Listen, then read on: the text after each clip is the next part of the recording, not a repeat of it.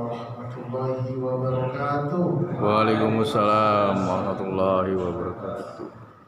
Alhamdulillahirabbil alamin wa bihi nasta'inu ala umuri dunya waddin.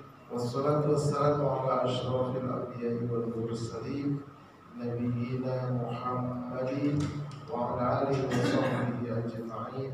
Amma ba'd. Bagaimana kabar bapak-bapak semua sehat? Alhamdulillah. Mudah-mudahan kita, keluarga kita semuanya dijadikan Allah menjadi hamba-hamba Allah yang pandai bersyukur. Amin ya rabbal. Salawat dan salam semoga Allah sampaikan keridhaan uswatul hasanah kita Nabi kita Muhammad sallallahu alaihi wasallam. Sebelum saya menyampaikan tausiah pada pagi hari ini, seperti biasa saya informasikan bahwa saya punya channel YouTube. Nama channelnya Ustaz Arifin Purba Official. Menyelenggarakan 3 kegiatan sekaligus. Yang pertama pesantren virtual pondok sholat. Ini nantinya pakai Zoom. Dan nantinya pakai Zoom.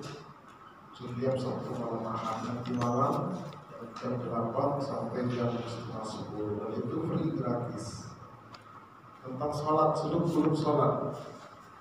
Karena sholat itu ada sholat zahir, ada sholat batin.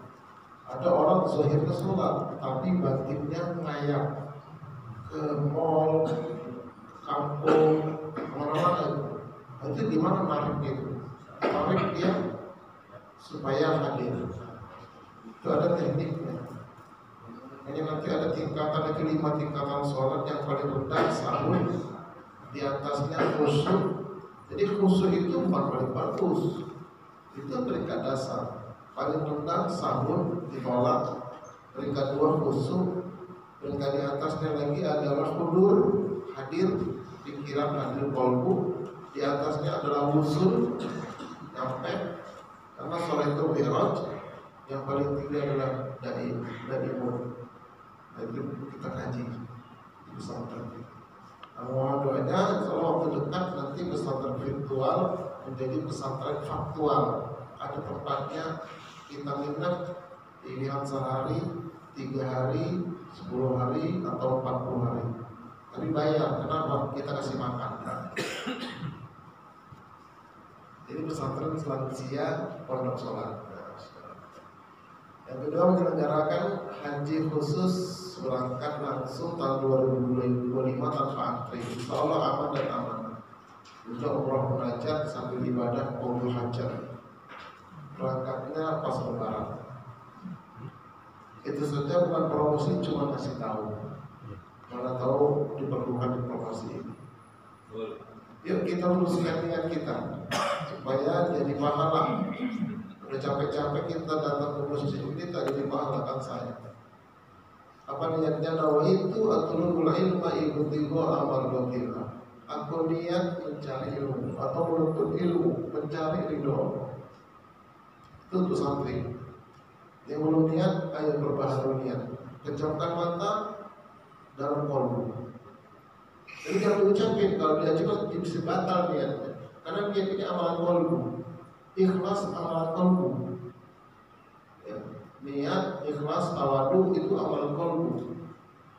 Kalau boleh begini, jadi Pak, ikhlas gak ini? Saya ikhlas, batal itu. Jadi kalau bilang ikhlas ya, udah jauh. Jangan diomongin. Kalau diomongin batal. Saya mau orangnya sabar, batal udah. Gak boleh keluar. Ini di dalam. Sama kita misalnya mau sholat, tiba-tiba di ujung sorban kita atau di ujung jubah kita ada warna kuning kecil, cium, wangi. Ternyata dari belakang dia keluar.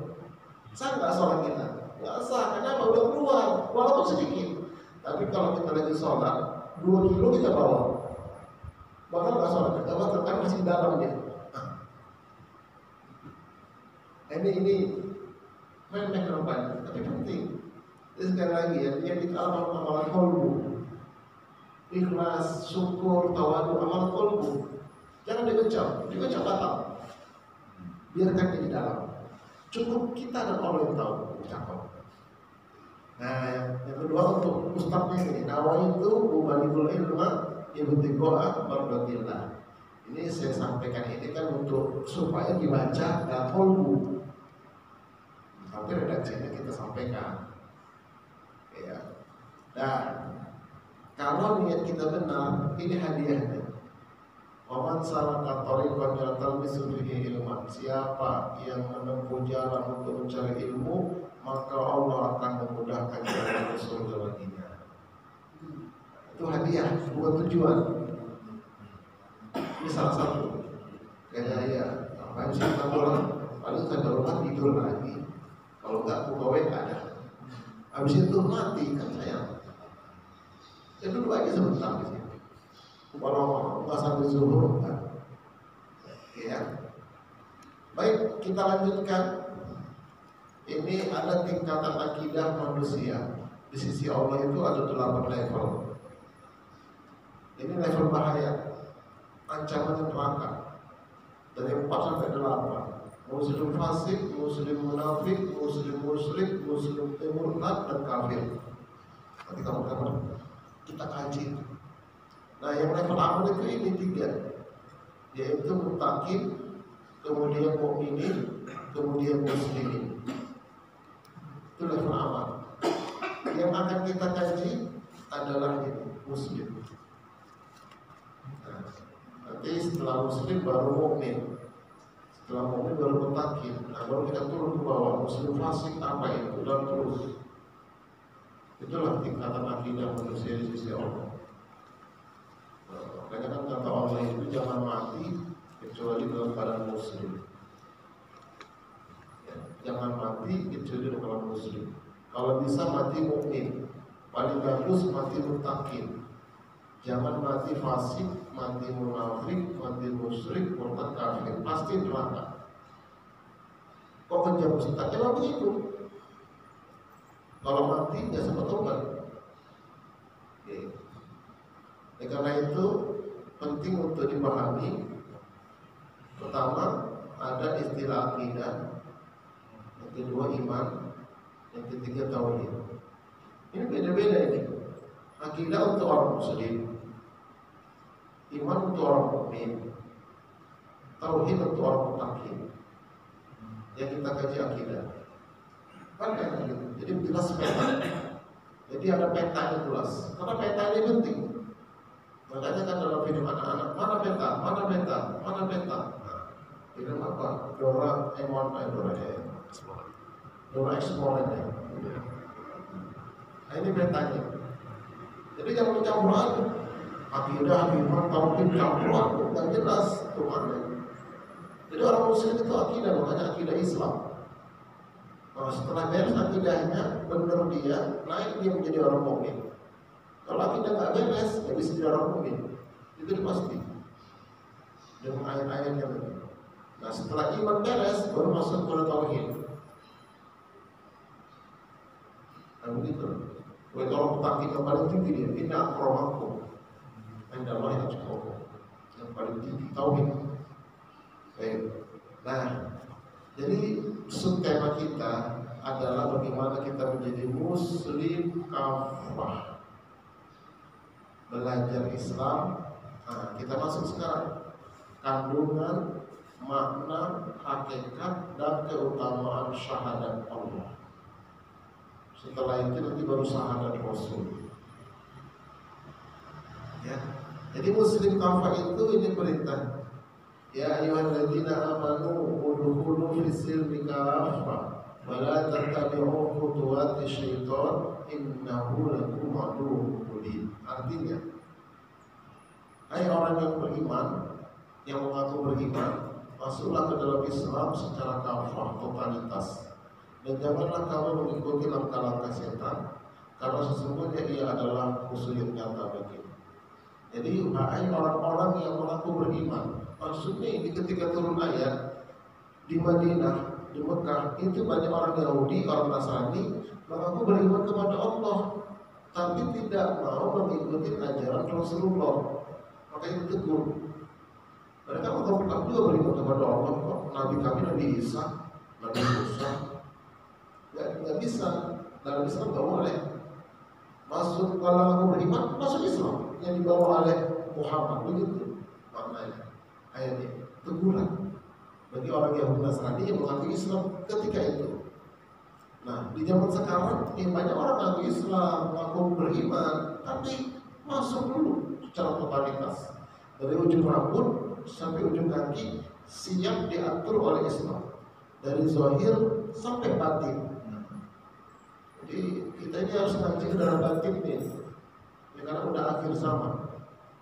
Kalau ngaji logika udah cukup dah, tapi kolbu, jadi kolbu, ihsan namanya. Anta udah ka'annaka tarahu, tapi lam takun tarahu fa'innahu yarah.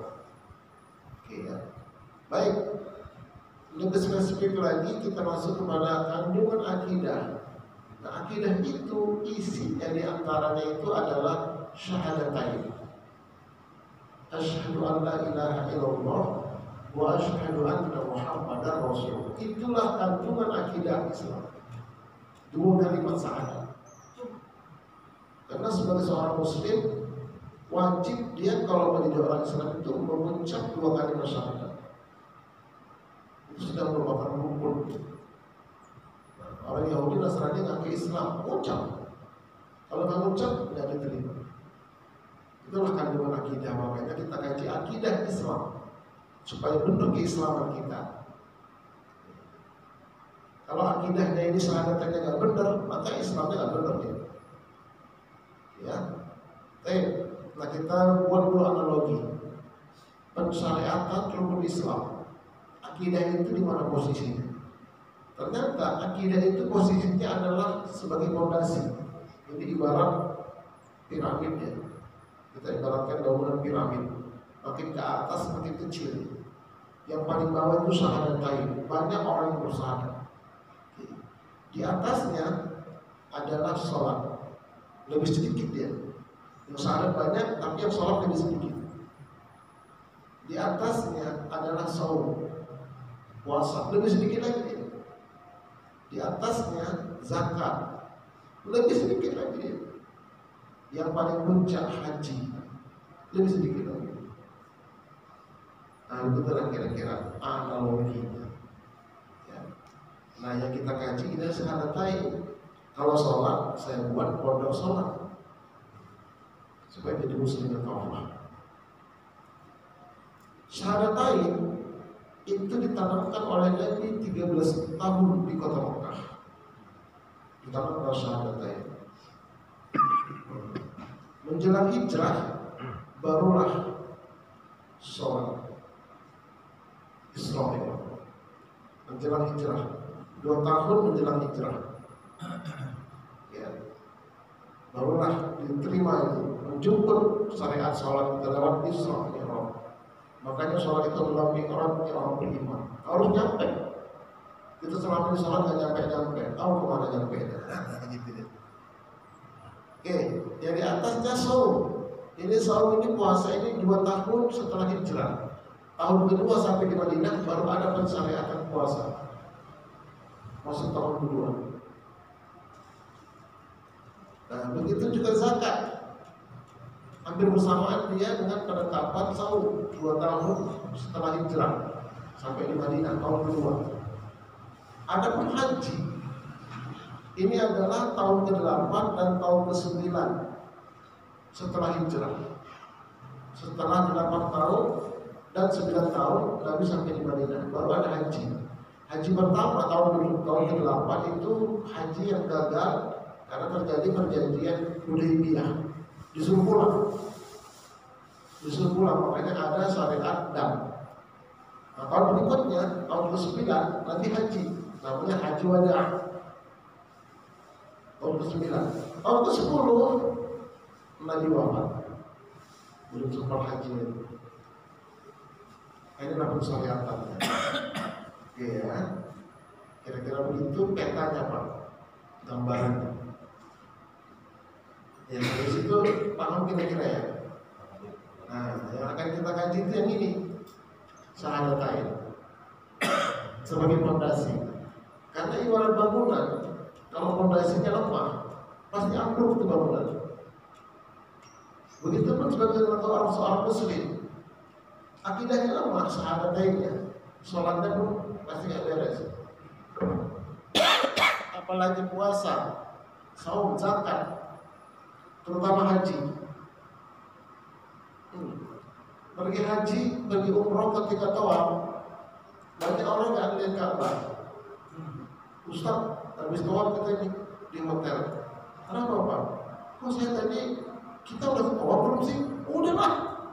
Kok saya tadi nggak lihat ya Ustaz? Saya serius nih Pak. Saya serius Ustaz. Yang kita ngobrol 4 kata.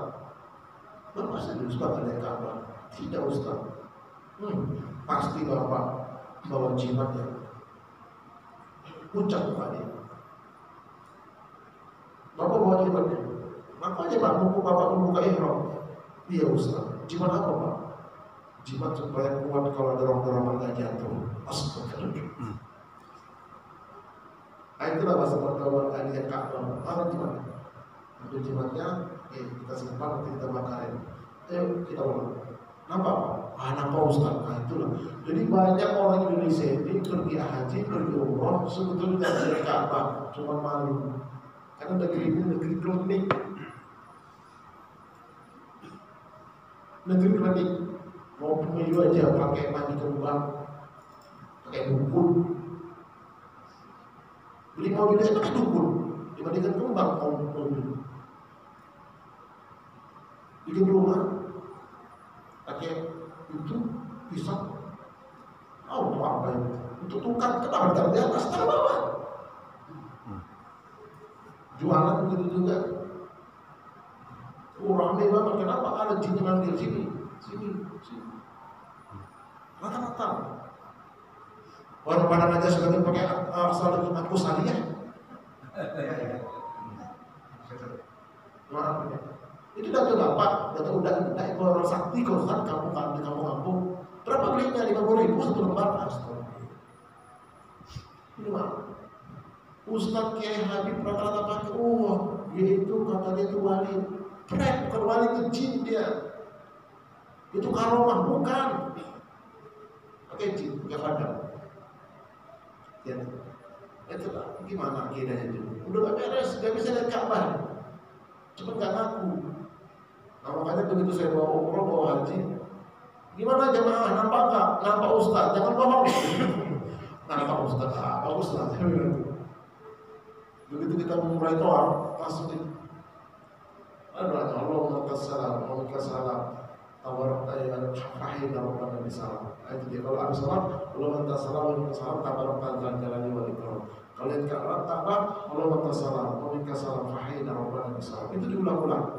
Jangan lihat Ka'bah wujud kuning, nggak boleh. Allahumma kassalam. Baru kita sampai di start. Nah itu. Jadi inilah syahadatain. Kalau kita kaji, kita sudah bersyahadat terus. Makanya kata Nabi dalam hadis, ini hadis namanya hadis Jibril. Kenapa hadis Jibril? Karena malaikat Jibril yang datang di Masjid Nabawi, sahabat lagi kumpul begini Pak. Nabi berikan tausiah, datang malaikat Jibril penyamar sebagai manusia orang Arab, jubahnya putih, rambutnya sepundak, nggak pakai egel. Orang heran, ini orang mana ya? Musafir bukan? Kenapa? Bajunya bersih, bukan lecet. Orang Madinah juga bukan. Gak ada yang bertanya, tapi bertanya dalam dulu dalam Nabi, langsung lutut dia disandarkan sama lutut Nabi. Kedua tangannya ditaruh di paha Nabi. Berkata, "Fa'akhbirni anil Islam," dan seterusnya. Makanya kata Nabi ini, "Ya Muhammad, akhbirni anil Islam." Ini mereka berkata, kabarkan kepada tentang Islam. Faqala Rasulullah SAW, al-Islamu an tashhada an la ilaha illallah wa anna Muhammadar Rasulullah. Itulah syahadat hadis. Waktu kita sholat, seterusnya itu rukun Islam yang lima. Hadis ini riwayat Imam Muslim. Nomor hadisnya nomor 8. Terbitan tahun 2009. Karena beda terbitan, beda nomor. Kalau terbitan tahun 2009 nomornya nomor 8. Hadis sahih. Akidah Ahlus Sunnah wal Jamaah. Ya, jadi ini ada dalilnya tentang syahadatain. Asyhadu an la ilaha illallah wa asyhadu anna Muhammadar Rasulullah.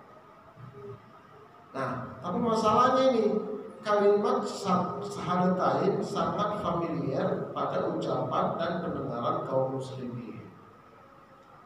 Di mana dia? Pertama, ketika azan ada syahadatain, ketika qomat ada syahadatain, akad nikah ada syahadatain sebelum dijemput, tasyahud awal, tasyahud akhir, asyhadu an la ilaha illallah wa asyhadu anna Muhammadar Rasulullah, ada syahadatain. Udah familiar pada ucapan dan pendengaran kita. Tapi masalahnya sejauh manakah kalimat tersebut dimengerti, dipahami, dan bahkan diamalkan? Ini jadi masalah. Tak ngerti kayak burung beo. Asyhadu an la ilaha illallah, asyhadu anna Muhammadar Rasulullah. Nggak ngerti.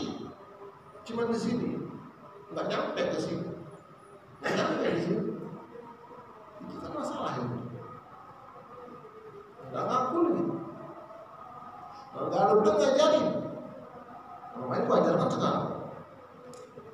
Lebih jelasnya lihat di YouTube saja. Ustaz Ali Purwo Official ada semua. Itu caranya. Ayo kita lihat yuk. Kita lihat syahadat kita selama ini. Gimana bisa berkualitas sebagai orang Islam nggak ngerti makna syahadat? Asyhadu itu maknanya apa? Paham? Ya, oke, kita lihat makna syahadat dulu. Asyhadu itu dulu kita maknai. Nanti la ilaha illallah yang nyusul. Ya asyhadu dulu. Asyhadu apa itu makna syahadat? Asyhadu itu maknanya ada tiga. Ada tiga. Dan tiga makna ini penempatannya beda-beda. Nah, beda-beda. Yang pertama, sekedar pengakuan lisan. Inilah syahadatnya orang munafik. Makanya Allah berfirman, "Idza ja'akal munafiqun qalu nashhadu innaka rasulullah." Jadi apabila orang munafik itu datang kepada Muhammad, mereka berkata, "Kami mengakui bahwasanya engkau utusan Allah." Jadi kata Allah itu cuma di mulut. Orang munafik ini adanya di kota Madinah. Selama di Mekah 13 tahun Nabi berdakwah, belum ada orang munafik. Di Mekah itu adanya orang musyrik, menyembah berhala, orang Yahudi, orang Nasrani, dan orang Muslim kafah. 13 tahun Nabi berdakwah, tidak lebih 300 orang yang masuk Islam di Mekah. Tapi pada tahun bersamaan di Madinah udah lebih banyak. Kenapa? Tiap tahun orang Yahudi Nasrani di Madinah itu berhaji ke Mekah. Mereka bikin tenda, Nabi datang dakwah, masuk Islam sebagian, pulang ke Madinah, berkembang sana, datang lagi ke Mekah, begitu terus selama 13 tahun itu. Makanya setelah banyak di sana dengar kabar di Mekah umat Islam ditindas, ya Rasulullah, datang ya Rasulullah, hijrah kemari, kami siap menerima. Makanya hijrah Nabi para sahabat. Nah, jadi intinya di kota Mekah itu belum ada orang munafik. Sampai di Madinah, kalau Islam sudah mulai besar, banyaklah orang masuk Islam, tapi niatnya lain. Makanya di Madinah itu tokohnya namanya Abdullah bin Ubay bin Salul, tokohnya orang munafik. Dan mereka itu sholat berjamaah di Masjid Nabawi. Sehingga Nabi pernah ditanya sama Islam, tahu sama sahabat, ya Rasulullah, engkau kenal tuh orang-orang munafik semua itu, kami juga kenal. Terus kenapa tidak kita bunuh aja ya Rasulullah? Jangan, kata Nabi. Kenapa? Nanti orang kafir bilang tuh Muhammad sudah membunuh umatnya sendiri. Makanya nggak boleh dibunuh orang munafik, nggak boleh diserang. Di sini juga banyak orang munafik di negeri ini, nggak boleh berontak, nggak boleh. Lalu bagaimana Rasul dakwahin mereka supaya sadar? Karena sampai mati nggak sadar, biarlah Allah menyiksa mereka di neraka neraka. Gitu. Kau tahu di masjid kita ini ada orang munafik juga banyak. Tapi jangan tunjuk lah, enak lah. Kan kita tahu masing-masing itu. Enak, jangan. Artinya apa? Jangan-jangan kita saat kita orang munafik cuma di mulut. Nah itu yang ngeri. Kita sudah bersadar tapi nggak ngerti. Asyhadu an la ilaha illallah cuma di mulut, itu munafik itu. Jadi sampean. Nah ini makna yang pertama. Jangan kita memaknai asyhadu itu aku mengaku doang. Artinya cuma sampai mulut. nggak ngerti dia isinya, nggak ngerti dia artinya, nggak paham dia isinya. Oke, yang kedua, syahadat jiwa dalam rahim. Nah ini dia ayatnya. Dan ingatlah ketika Tuhan engkau mengeluarkan keturunan anak-anak Adam dari sumber mereka, dan Allah mengambil kesaksian terhadap jiwa mereka seraya berfirman, bukankah aku ini Tuhan kalian? Mereka menjawab, betul, engkau Tuhan kami menjadi saksi. Makanya kemarin di YouTube itu ada channel lah gitu ya, orang ini apa namanya, orang liberal, orang ateis, orang Islam itu bagaimana sih? Katanya bersyahadat, aku bersaksi. Emang kalian melihat Tuhan? Nah begitu kan? Makanya kita bukan aku bersaksi artinya salah itu. Namanya di TV aku bersaksi, ya ada Tuhan, itu bukan itu maknanya untuk kita. Itu maknanya untuk jiwa dalam rahim. Karena jiwa kita dulu menyaksikan Allah. Ini kan diterangkan sama Allah sih. Mereka menjawab, betul, engkau Tuhan kami menjadi saksi. Allah lakukan yang demikian itu agar di hari kiamat kamu tidak mengatakan sesungguhnya kami keturunan anak Adam tidak tahu menahu tentang hal itu, kesaksian dalam rahim. Nanti di akhirat kan Allah bilang, begitu diadili, kenapa kamu tidak bertuhankan aku? Kan kamu sudah pernah bersaksi dalam rahim. Enggak, aku gak pernah. Supaya jangan ngomong begitu, Allah turunkan ayat ini untuk kita yang ngaji. Kalau nggak ngaji nggak tahu nih. Jadi kita dulu dalam rahim sebelum lahir ke dunia dikumpulkan dalam rahim kita, dibuka tirai sama Allah. Cantik kali ya Allah. Apa itu? Itulah dunia sisi. Mau kesana ya Allah. Benar kalian mau? Benar. Jadi saksikan nanti kalian. Aku ini Tuhanmu. Iya. Sampai kesana kami tetap sekarang ini kami jadi saksi. Kami bersaksi engkau Tuhan kami. Sampai di dunia di larangan, lupa dia. Padahal dulu pernah bersyahadat di dalam kandungan. Jadi dalam kandungan itu, dalam rahim itu, kita syahadatnya adalah aku bersaksi. Kenapa jiwa kita menyaksikan? Oke. Ini hadisnya ini. Ya. Kita lihat Rasulullah bersabda, sesungguhnya setiap orang dari kalian dikumpulkan dalam penciptaan ketika berada dalam perut ibunya selama 40 hari pertama berupa air mani. Kemudian menjadi segumpal darah pada 40 hari kedua. Kemudian menjadi mudghah segumpal daging pada 40 hari ketiga. 120 hari 4 bulan. Kemudian Allah mengirim malaikat diperintahkan untuk menetapkan 4 ketetapan. Dikatakan kepada malaikat, tulislah amalnya, rezekinya, ajalnya, sengsaranya dan bahagianya. Setelah itu lalu ditiupkan ruh kepadanya. Itu dalam kalbu kita ini ada 3 yang gaib, Pak. Yang pertama jin korin, yang kedua jiwa, nafs, yang ketiga adalah ruh. Beda jiwa sama ruh. Ruh itu datangnya belakangan. Jiwa itu sama dengan nyawa, menghidupkan jasmani kita. Kalau ruh menghidupkan akal dan kalbu kita.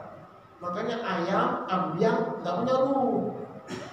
Nggak ada ceritanya ayam datang mencelup ngapain yang Ustaz saya mendengarkan santapan rohani, nggak ada, karena nggak punya ruh. Dia punya nyawa doang. Artinya apa? Kalau ada orang aku manusia nggak mau datang ke masjid dengan santapan rohani, arti dia ayam, kambiang dia itu. Karena kata Allah, ulaika kal an'am. Mereka itu taubatnya seperti binatang ternak. Gitu loh. Nah, jadi yang bersaksi itu jiwa kita. Allah tiupkan ruhnya. Wa nafakha fihi min ruhi atau wa nufikha fihi ruh. Ruh ini cahaya ilahi untuk menerangi jiwa. Masalahnya jiwanya mau nggak bersilaturahim sama ruhnya. Nah itu pula dia. Atau jiwa ini, badan ini ngasih santapan rohaninya, santapan jasmani terus dikasih, rohaninya nggak pernah. Bagaimana dia bisa jiwanya terang?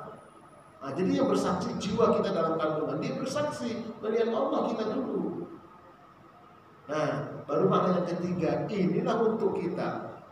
Apa itu maknanya? Pernyataan seorang muslim, ikrar janji setia. Syahidallahu annahu la ilaha illahu.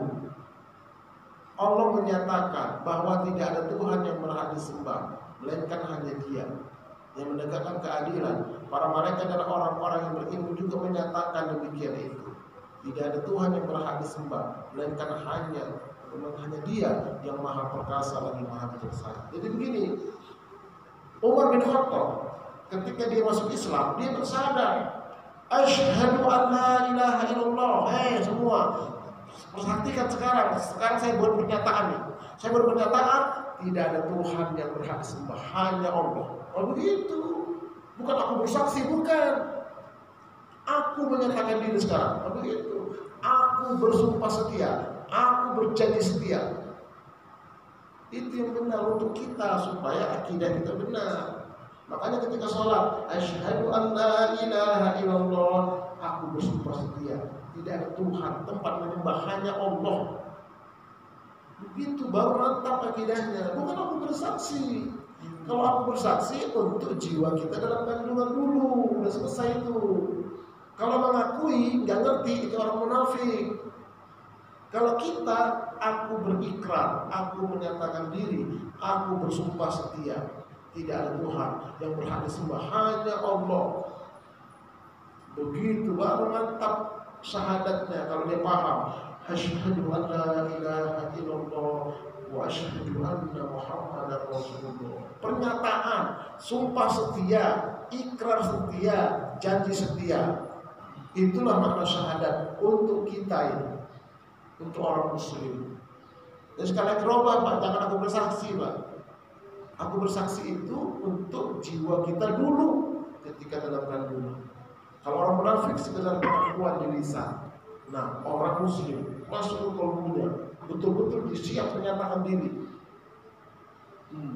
Tuhan Allah adalah tempat menyembah. Makanya sekarang kita mengatakan iyyaka na'budu wa iyyaka nasta'in. Nyembahnya ke Allah, minta tolongnya ke Allah, itu syahadat yang benar. Tapi kalau dia na'budunya ke Allah, nasta'innya ke Gunung Kawi, ke Gunung Sindur, ke Gunung Sahari, ya batal syahadatnya. Sholat dia, puasa dia, ketika pengen dagangannya laris, nah itu tadi dia bikin gambarnya Al-Qusariyah. Tapi dia sudah bersyahadat, batal syahadatnya, nggak paham dia. Udah bersumpah setia kita, hanya Allah tempat menyembah, tempat meminta, tempat menggantungkan harapan, tempat berlindung.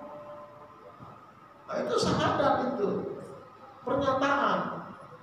Begitulah Pak, baru benar syahadatnya. Nah, itu aja dah sana, nggak usah banyak panjang tentang ini.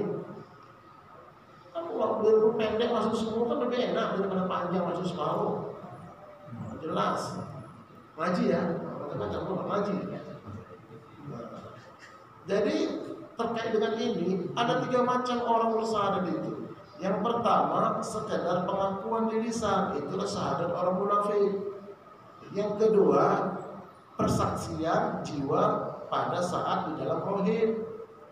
Yang ketiga, inilah untuk kita pernyataan seorang muslim yang kafir. Begitu, betul-betul kita menyatakan diri, kita bersumpah setia, kita berjanji setia, kita berikrar. Itu makna syahadat untuk kita orang muslim. Artinya kalau kita sudah bersyahadat, iya, jangan lagi kita minta sama yang lain, berlindung sama yang lain. Itu maknanya. Nah, kalau gitu, apa sih hakikatnya syahadat itu? Nah, hakikatnya syahadat Allah itu atau hakikat syahadat lain atau hakikat syahadat Rasul itu adalah betul-betul cinta kepada la ilaha illallah. Ini dia. Wa minan nasi may yattakhidhu min dunillahi andada yuhibbunahum ka hubbillah. Dan di antara manusia ada orang-orang yang menyembah Tuhan-Tuhan tandingan selain Allah. Mereka mencintainya sebagaimana mereka mencintai Allah. Itulah orang musyrik. Sholat, puasa, umroh, zakat, haji. Tapi begitu tadi dagang pengen laris, dia pergi ke Gunung Kawi, ke Gunung Sindur. Dia pergi kepada orang tidak normal. Tapi dia sholat. Jadi dia minta kepada yang lain itu sebagaimana mereka minta sama Allah. Jadi berbarengan dia. Katanya ini kan balance Ustaz, berimbang. Nah, saya bilang, itu bukan berimbang, itu kan musyrik. mempersekutukan namanya. Nah, kemudian lanjutannya walladzina amanu asyaddu hubbalillah. Ya, adapun orang yang beriman sangat cinta kepada Allah saja. Ya, jadi hanya kepada Allah dia cintanya, nyembahnya, nggak kepada yang lain. Kalau dia dagang pengen laris, bagaimana Ustaz? Minta, dia kenapa sholat hajat? Bagaimana sholat hajat? Dia di YouTube saya. Udah saya upload itu. Ada 3 opsi sholat hajat itu. Kalau diamalkan mantap. Ustaz Arifin Purba Official. Ada sholat hajat. Bahkan kata Nabi, utus tadi sendal kita disuruh sholat hajat. Minta garam, suruh sholat hajat, hadisnya sahih. Ada caranya. Gimana caranya? Di YouTube. Nggak mungkin saya terangkan di sini. Karena bukan tema kita. Nah, jadi ini harus cinta kepada Allah saja. Kita lihat, cinta itu kemelekatan ya. Jangan salah mencintai kemelekatan di sini sama di sini. Jangan sampai salah. Nah, makanya wajib menomorduakan cinta bapak, cinta anak, cinta saudara, istri, suami, kekayaan, bisnis, rumah mewah itu nomor 2. Di luar taruh. Di sini di tangan, di luar. Jangan masuk dia. Jangan masuk ke kolbu. Yang masuk itu, yang boleh masuk nomor 1 itu adalah Allah, Rasul Allah, berjihad di jalan Allah. Itu ditaruh di sini. Baru betul dia syahadatnya. Contoh nih, ini motor baru NMAX, warnanya agak hijau-hijau tua. Taruh di parkiran, senggol kawan, lecet. Begitu tengok, siapa mau menyenggol motor saya ini? Nggak tahu, ini kan baru nih, belum lunas, tahu belum marah-marah deh. Itu artinya apa? Motor lengket di sini. Belum cinta sama Allah. Belum. Karena masih lengket di sini. Bawa mobil diserempet kawan marah, siapa kamu? Doakan. Wah, itu pasti masih lengket. Nah, punya duit 100.000, pecahan 10.000, 10 lembar. Hilang selembar, cari pun. Karpet dibuka-buka, baju pun dibuka, udah berlipat dibuka lagi kalau kamu milik di kantong. Padahal sudah 90.000. Kok begitu repot nyari 10.000? Artinya apa? Masih lengket itu duit di sini. Mengaku cinta Allah jauh masih jauh. Kalau yang sudah gak lengket, motor lecet disenggol kawan, wajarlah, namanya juga di parkiran banyak orang. Gak apa-apa kan, ada bengkel bisa dipoles, bagi-bagi rezeki kan enak. Duit hilang 10.000 gak apa-apa lah, masih punya 90.000. Atau barangkali saya kurang sedekah kali yang banyak Allah tegur, kan enak begitu. Itu artinya gak lengket dia. Makanya kata Imam Syafi'i, letakkan dunia di tanganmu, letakkan akhirat, Allah, Rasul dan jihad dalam qalbumu. Letakkan kematian di pelupuk matamu. Jangan letakkan harta itu di sini. Kalau di sini begitu hilang, sakit. Ngomongnya begini, sakitnya tuh di sini, sakitnya tuh di sini. Karena lengket dia. Nggak boleh lain yang lengket kecuali Allah, Rasul, jihad, akhirat. Baru benar sekarang. Nah, udahlah. Gimana pula itu? Coba dites nanti motor udah senggol kawan, marah nggak kita? Iya, kalau masih marah itu masih lengket di sini, Pak. Tapi kalau ya udahlah, mau bilang apa namanya juga jalanan, ada kok ini polesnya kan enak, udah beres. Apa sih tadinya kan nggak ada. Kalau bisa begitu Pak, itu salah itu. Tapi kalau enggak, belum. Nggak mungkin nyatu di sini, nggak mungkin nyatu Allah, Rasul dan jihad itu nggak mungkin dengan yang lain-lain itu. Misalnya seorang istri, suami meninggal Pak, jam 8 malam meninggal suaminya, kan itu kan dinapkan dulu itu suami kakinya nggak ada kiblat, taruh di atas kasur, ditutupin pakai kain apa namanya itu, kain jarit kalau orang bilang, orang Jawa bilang ya, kain jarit ya, ditutupin pakai kain jarit, istrinya duduk di samping. Tiba-tiba kakinya goyang-goyang Pak. Kira-kira istrinya kabur nggak? Kabur. Wih, kok bohong kabur. Kalau bapak-bapak istri yang meninggal nggak mau nungguin Pak. Ini mata jelalatan siapa gantinya ini kan gitu. Nah, kalau istri itu suami meninggal, tapi begitu goyang-goyang kakinya kabur dia. Nah, itulah akidah gimana bro. Nah, makanya yuk. Dosenkan ini itu semua. Caranya gimana Ustaz? Nanti ada caranya. Nanti sabar dulu, nggak boleh sekarang. Nah ini teorinya dulu. Ada caranya. Iya. Nah kemudian apa sih keutamaan syahadat Allah itu? Kalau betul-betul kayak begitu, benar-benar syahadat kita luar biasa.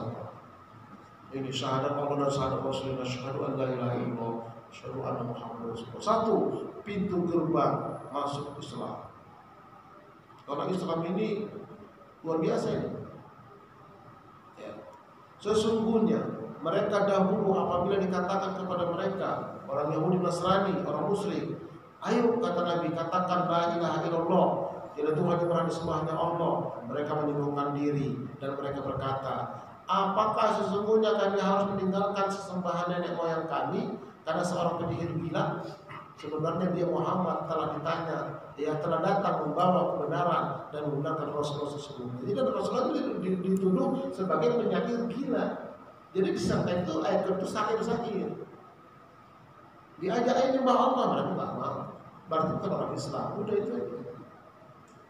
Nah sekarang kan banyak di video itu ada namanya Kristen Kiptiah, di mana itu azannya pakai bahasa Arab, sholatnya persis kayak sholatnya orang Islam, masjidnya juga menaranya cuma di atas salib.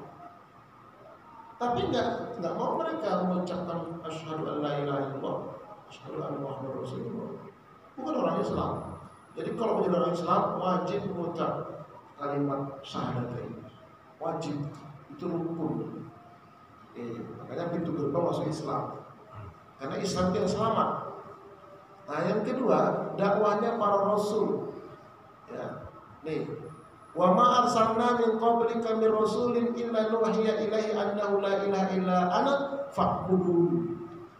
Dan kami tidak mengutus seorang rasul pun sebelum engkau wahai Muhammad, melainkan kami wahyuan kepadanya bahwa tidak Tuhan yang berhak disembah, ya melainkan hanya aku saja. Maksudnya Allah, maka sembahlah kalian padaku.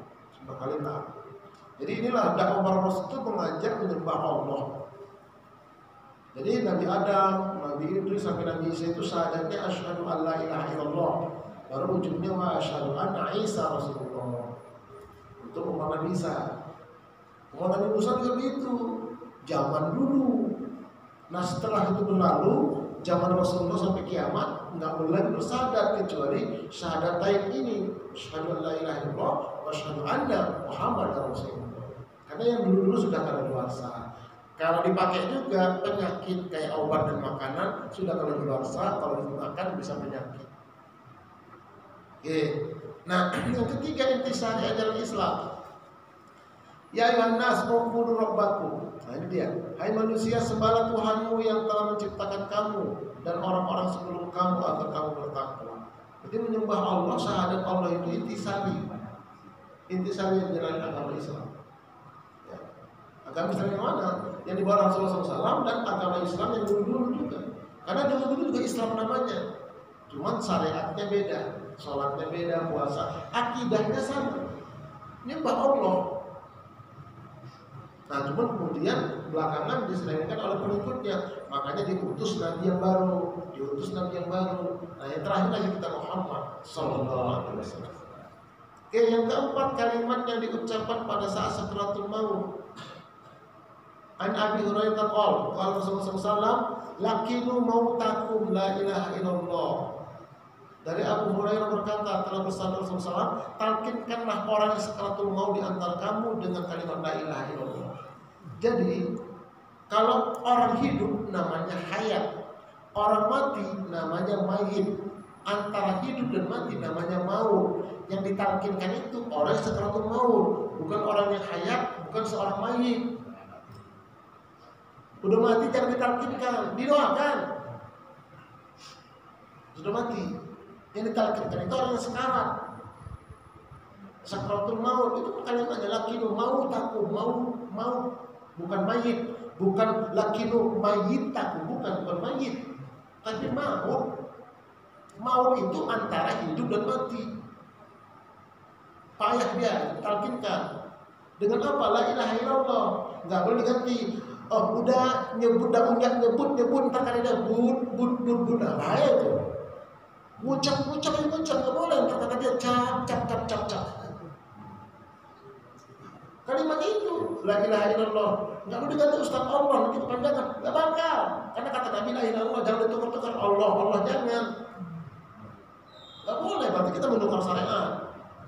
Syariatnya begitu, talkinkanlah orang sepakat mau dan kalian dengan ucapan la ilaha illallah. Jangan diputus-putus ya. La ilaha illallah, jangan begini. Ayo la ilaha, enggak boleh. Langsung aja la ilaha illallah, la ilaha illallah. Kalau nggak bisa juga Ustaz, terserah dia lah. Jadi kata Nabi, orang itu mau mati tergantung ucapan dia sehari-hari. Kalau sering ngomel, waktu mau mati, mel mati. Kalau sering menggaplek, begini kan menggaplek, mampus lo. Kan begitu, mau mati pun begitu lah dia. Makanya banyak-banyak zikir kata Nabi, aksiru min qauli la ilaha illallah. Banyak-banyak zikir la ilaha illallah. Nanti setelah kita sering zikir, ya, habis subuh 100, habis salat, kalau nggak dikodo nanti, maka itu akan datang ketika sakaratul maut. Maka ini dalam hadis lain dikatakan, ya, apa kata Nabi? Makana akhiru kalamihi la ilaha illallah dakhalal jannah. Dari Mu'adz bin Jabal berkata bersama Rasulullah, barang siapa yang akhir hayatnya bisa mengucap la ilaha illallah, jaminannya adalah pasti masuk surga. Cuma masalahnya siapa yang bisa mengucap? Enggak semua orang. Udah Ustaz, kalau gitu Ustaz gak usah sholat ya, gak usah puasa terus. Tapi kalau mau mati saya ucap, gak bakal bisa. Coba aja kalau mati. Enggak sholat, enggak puasa, enggak sering zikir, gak bisa. Yang sholat, yang paham, yang ngerti, yang rajin zikir, bisa dia ucap. Tunggu tanggal mainnya lah.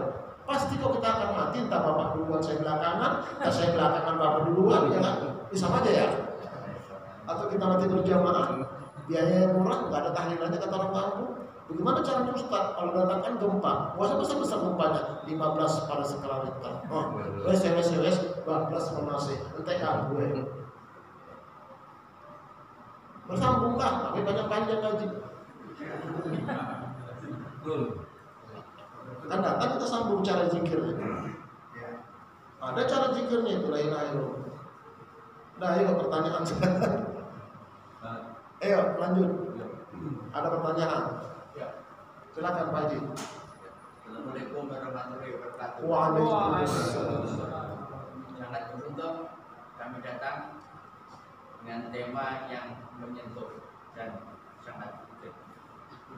Pertama informasi, yang kedua pertanyaan. Informasi bahwa seorang pegawai rumah sakit Islam menyampaikan bahwa untuk la ilaha illallah bagi sakaratul maut hanya 7% yang bisa menyampaikan. Jadi setiap 100 orang hanya 7 orang. Ini pegawai rumah sakit Islam. Yang kedua pertanyaan,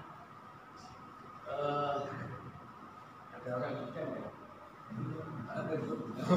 Ya, di Jogja itu setiap tahun itu diselenggarakan di keraton. Katenan. Saya tanya beberapa orang, Pak itu kan dari Syahadatain. Ya. Pertanyaannya, mohon komentar saja Ibu, terima kasih. Nah, saya pengen tahu kok bentuk sekatennya gitu. Secara umum sekatenan itu ada katanya ibu sedekah, ada hubungan itu loh Pak, antara lain. Nanti sebar gitu. Enggak, dibuat rayaan, dibuat perebutan. Oh iya, makanya berebutan. Ya, antara lain seperti saya juga belum pernah mengikuti, tapi dengar misalnya. Ya, saya 9 tahun di Jogja nggak pernah ikut. Tapi itulah, terima kasih. Alhamdulillah pertanyaan dan informasi dan pertanyaan yang luar biasa ya. Memang saya juga mendengar informasi ya, dari 100 orang itu cuma 7%. 107%-nya berarti berapa orang itu ya? 7 orang yang 100. Oh 7 orang sih 100 ya? Oh iya 7% 7 orang. Ya Allah. Dia selalu menuntun orang talqin main itu. Nah jadi gini Bapak Ibu sekalian. Kenapa Nabi mengajarkan talqin itu la ilaha illallah? Karena ini rahasianya. Ketika kita mengucapkan la ilaha illallah, yang berfungsi hanya lidah, Pak. Enggak perlu mulut, enggak perlu bibir. Kalau kita baca a'udzubillah kan pakai bibir. Bismillah pakai bibir. Tapi kalau la ilaha illallah enggak pakai bibir, cukup dengan lidah. La ilaha illallah, la ilaha, itulah saktinya itu. Cukup lidahnya, karena ketika orang mau mati yang bisa bergerak hanya lidah, yang lain lebih. Lidah pun tak bisa mengucap. Kenapa? Karena selama ini syahadatnya nggak beres. Itu masalahnya. Syahadat nggak beres, bohongin rakyat, curangin rakyat, yowis TKP. Itu wajar tuh yang bisa ucap cuma 7%. Kenapa? Itu tadi kebanyakan nggak mau belajar lagi, nggak mau bertahlil lagi,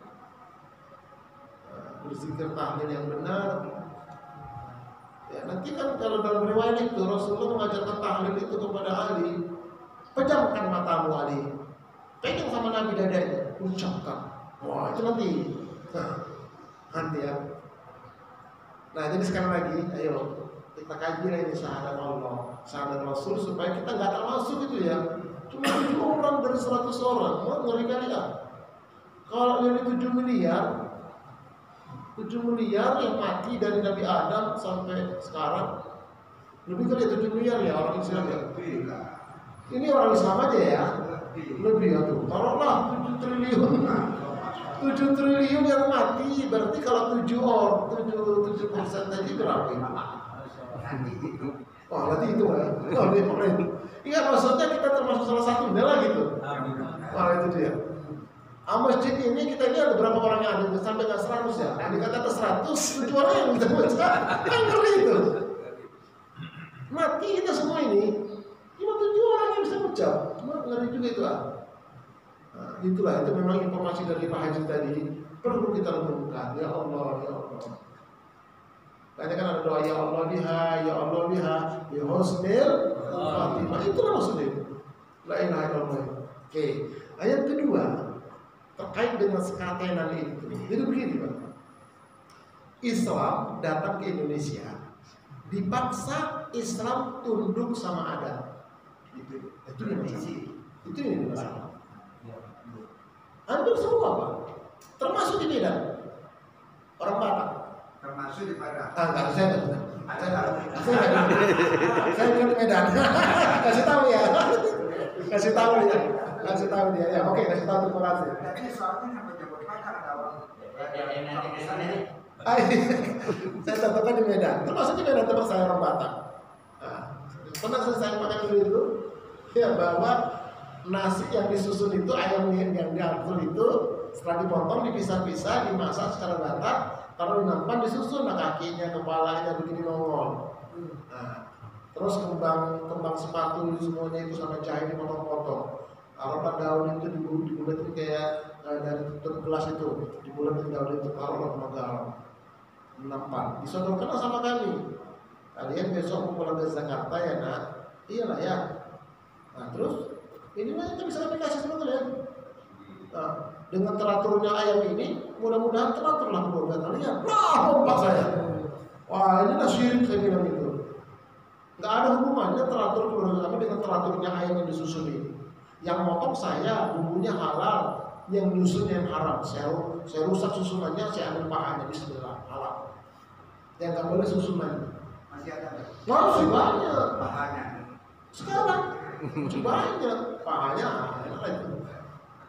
Nah itulah Pak. Jadi secara syariat itu adalah syirik. Mengerjakan syirik. Seperti memenikah anak ini, minjak telur dulu itu syirik. Nggak boleh. Kan membazir itu. Mendingan di telur itu dicemplok bikin mata kebo, kasih ustaz sehat.